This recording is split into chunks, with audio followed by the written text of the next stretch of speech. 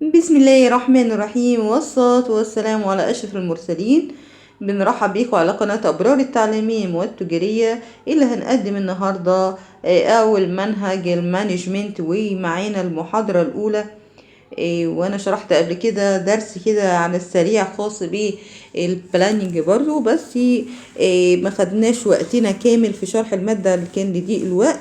النهاردة ان شاء الله اوعدكم باذن الله هنزل فيديو كل يوم الساعة 8:30 خاص بشعبة إدارة فنية تجارية متقدمة الصف الخامس، وهنزل كمان فيديو هينزل لشعبة شؤون قانونية مزايا تأمينية. هنزل ده قدام ده بإذن الله، بحيث إن بإذن الله في خلال شهر أو شهر ونص بالكتير أوي هتقدر تجمع المادة العلمية كلها. وبعد كده بإذن الله هننزل الفيديوهات الخاصة بالامتحانات والمراجعات السريعة علشان نساعدك إن حضرتك تلتحق بالجامعة. وما تنسناش بقى من صالح الدعاء. ده المحاضرة الأولى. والمشكلة عندي في المانجمنت هي إن الطالب لا يجيد القراءة، وده مش مشكلة. حضرتك افهم الأول وبعد كده احفظ الكلمات، وهناخد حاجات بسيطة عشان ما نتقلش عليك.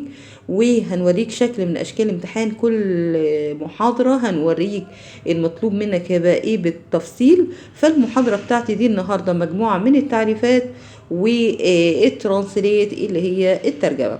هنبتدي على طول بالسؤال الخاص بالترانسليت.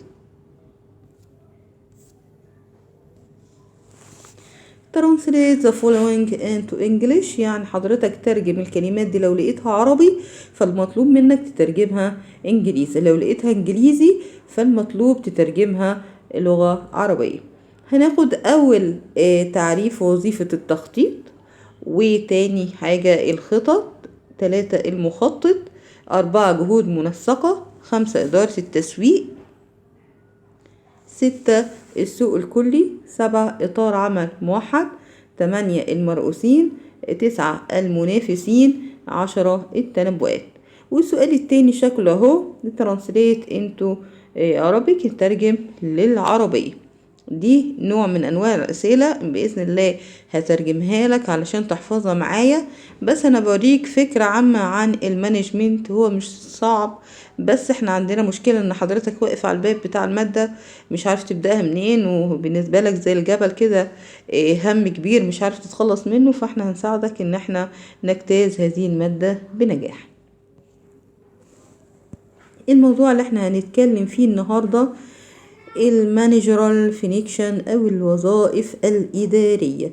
المدير بيعمل ايه في الشركه غير ان هو بيدير الشركه؟ طب ينفع شركه اديرها من غير تخطيط، من غير هدف، من غير تنظيم؟ ينفع تبقى فيه فوضى وهرجله في الشركه واطلب من الشركه ان هي تحقق اهداف وتحقق ربح؟ طبعا الكلام ده مش مظبوط ومش منطقي.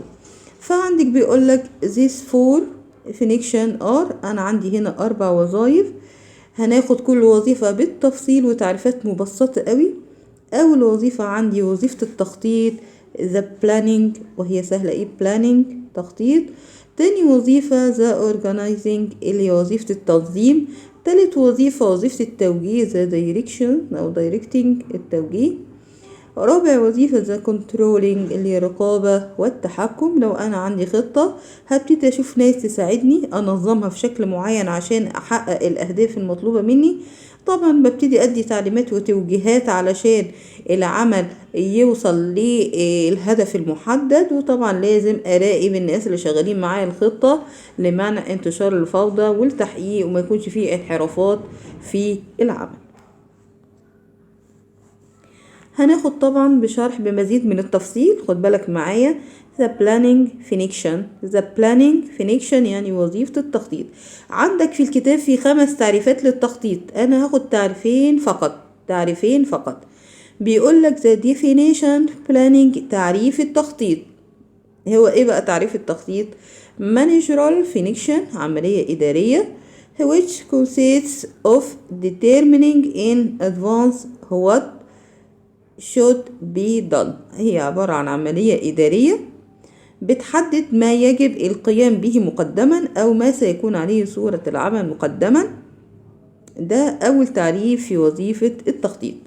طبعا الكلام المكتوب عندي بالتقيل هو ده التعريف اللي حضرتك هتحفظه. اهو كلام واضح والحروف بعيد عن بعض عشان تبقى صورة واضحة. نيجي بقى التعريف التاني، وحضرتك مخير تحفظ التعريف دوا او تحفظ التعريف التاني. التعريف التاني للتخطيط: it consists of determining the goals، بعبارة عن عملية تحديد الأهداف. goals الأهداف، places السياسات، procedures مش المنتجات، لا مكتوبة هنا خطأ، هي الإجراءات.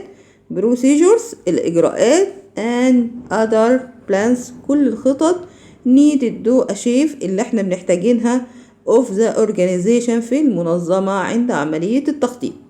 يبقى التخطيط هو عملية تحديد شاملة لأهداف وسياسات وإجراءات المنشأة التي تحتاج إليها المنظمة. ادي تعريف التاني.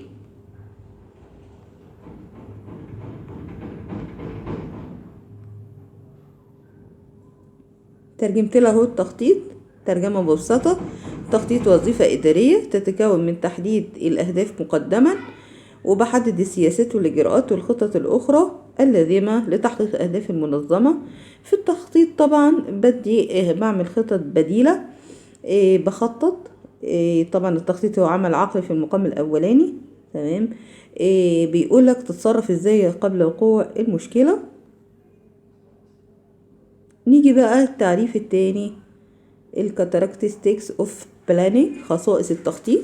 طبعا الكلام اللي انا كاتباه بالتقيل هو ده الحفظ.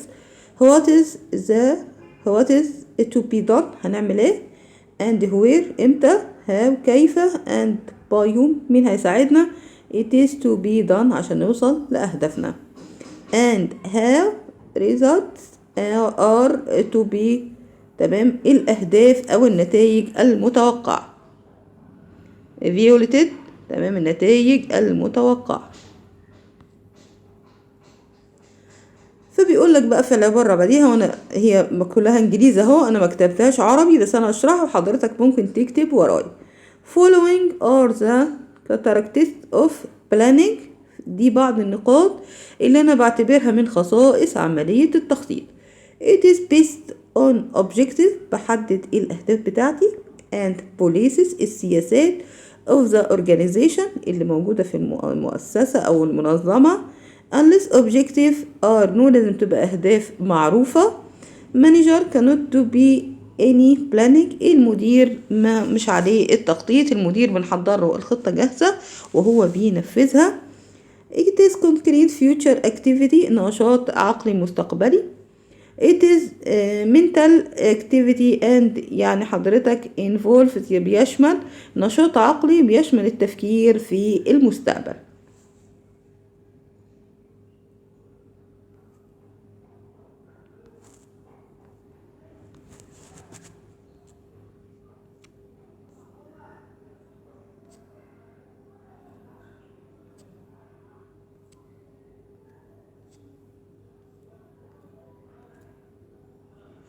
نيجي بقى النقطة اللي هنتكلم عليها بعد ما السلايدز كانت معلقة شوية.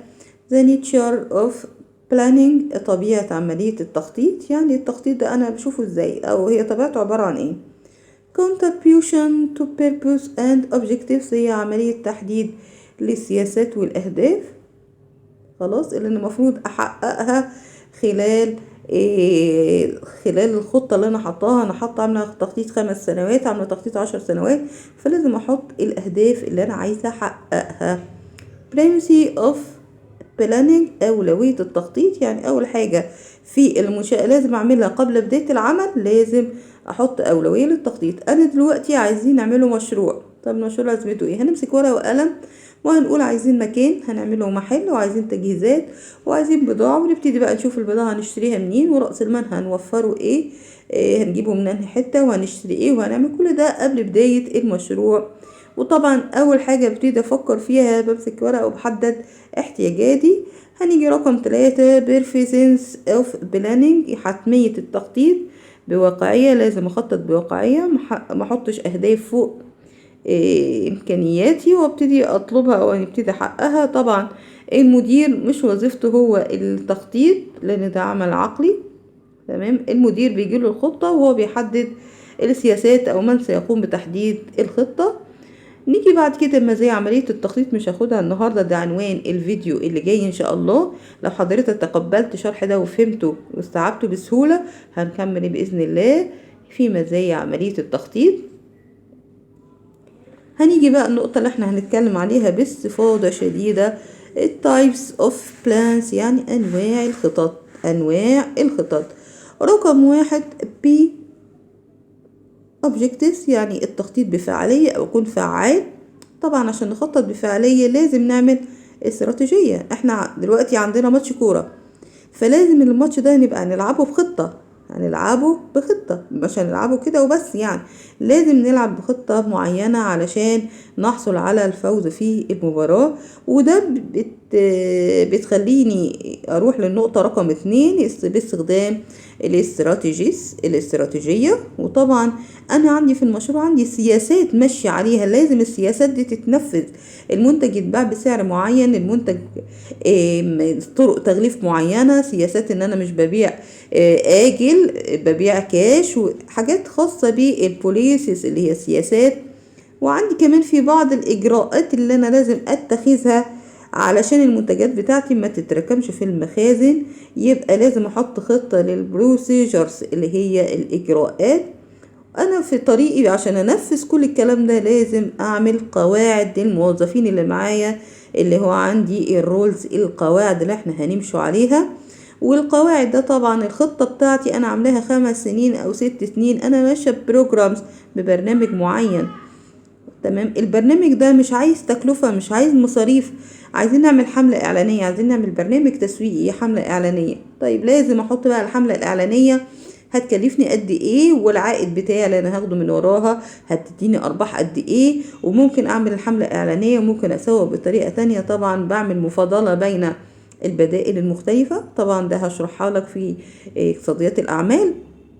واخر حاجة لازم يبقى عندي البادجت اللي هي الميزانيات اللي انا هنفذ بيها الخطط الخاصة بالاورجانيزيشن، المنظمة.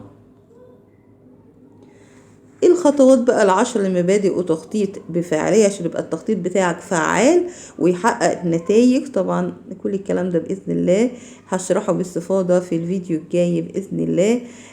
مراحل كمان التخطيط الاستراتيجي وخطواته، طبعا هزود لك ترجمة بإذن الله علشان تستعين بيها، وهنزل كمان الترجمة، الفيديو يبقى مترجم كامل، هنزله على قناتي على التليجرام علشان تكمل الاستفادة. ما تنساش ان احنا بننزل الفيديوهات بتاعتنا الساعة 8:30 من كل يوم بإذن الله علشان نجمع المادة العلمية كلها. لا تنسونا من صالح الدعاء.